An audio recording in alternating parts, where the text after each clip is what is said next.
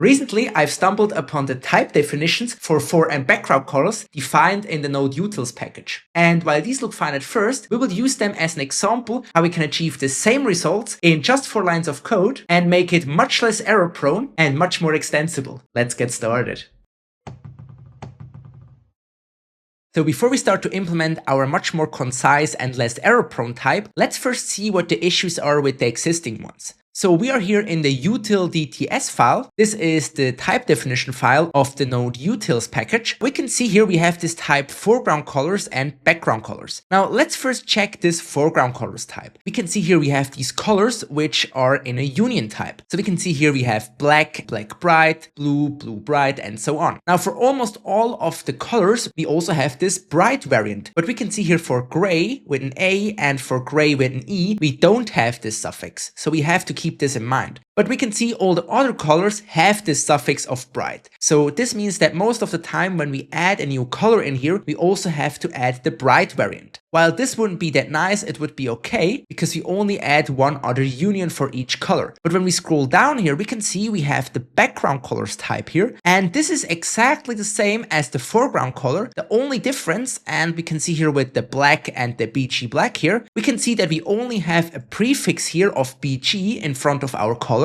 and the uppercase first letter of our black. So instead of black, we have BG black. Instead of black bright, we have BG black bright, and so on. So this is also copied again. So what does this mean when we want to add another color? Well, let's say we want to add orange here. The problem is we have to add orange and orange bright in here, and here we have to add BG orange and BG orange bright. So this means for every possible color we want to add, we also have to add it 3 more times. And this is quite error prone because you can easily misspell something. So let me now show you how we can do this in a much more concise way and also make it much less error prone. So the first thing we do is we create a type, and let's call this type bright. And this will be a union of all the colors which also have a bright variant. So when we scroll up here, we can see here we have to take black and blue and cyan and green and magenta and red and white and yellow. So now we have this union type of all our colors in here, but gray with an A and gray with an E, because these ones don't have a bright suffix. So with this, the hard part is already done, and we can create our foreground colors type.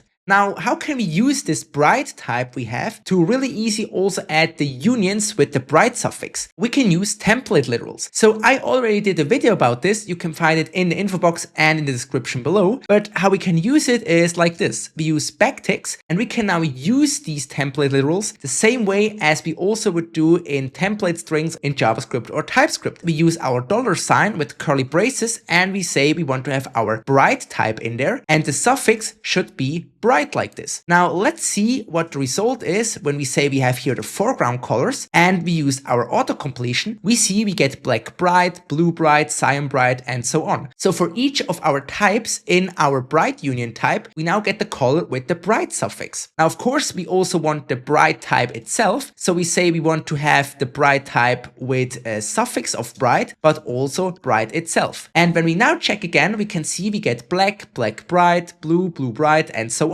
Now the only thing which is missing in there are the 2 types which don't have a bright variant. So we add them, we just say we want to have gray in there or gray with an E. Now we can see here this now works perfectly fine, and we can see we also can use gray with an A or gray with an E, but they don't have a variant with bright at the end. So we can see this works perfectly fine, and we have already created this foreground colors type in just 2 lines of code. But of course we're not done yet, because we can use the foreground colors type we've created to let TypeScript automatically create the background colors type for us. We say we have a type here, background colors, and we now use template literals again. And the only thing we have to do is we say we want to have a prefix of BG, and then we want our foreground colors in there. Now, when we check what we have here, if we use background colors instead of foreground colors, we can see that we have BG black bright, and so on. So we can see here the only issue left is that we don't have an uppercase first letter of our color. So for example, for BG black, the B from black has to be uppercased. So how can we achieve this? We use the capitalize type. So we call here capitalize, and we pass our foreground colors type to it.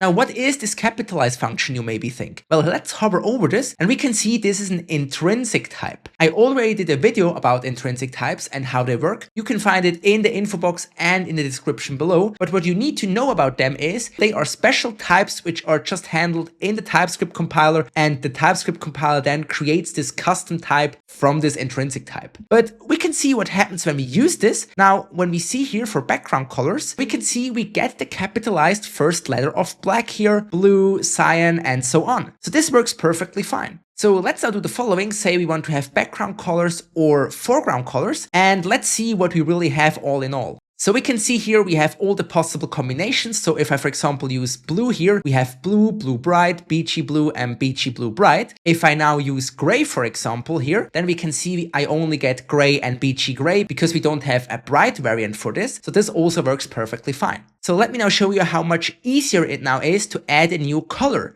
So let's say you want to add the color orange. If you do this in here, what you would have to do is you would have to add this here 2 times. So you would have to say orange or orange bright. And you would also have to add this here in background colors. So beachy orange or beachy orange bright. And as already mentioned, this is quite error prone because you can easily misspell it or forget to add it. Now in here, it's much easier. We just add another union in here, say orange. And because we add it to the bright type, this will now create the variants for foreground and background color. Let's see if this works. If I remove this here and I type in orange, we can see I get orange, orange bright, beachy orange, and beachy orange bright.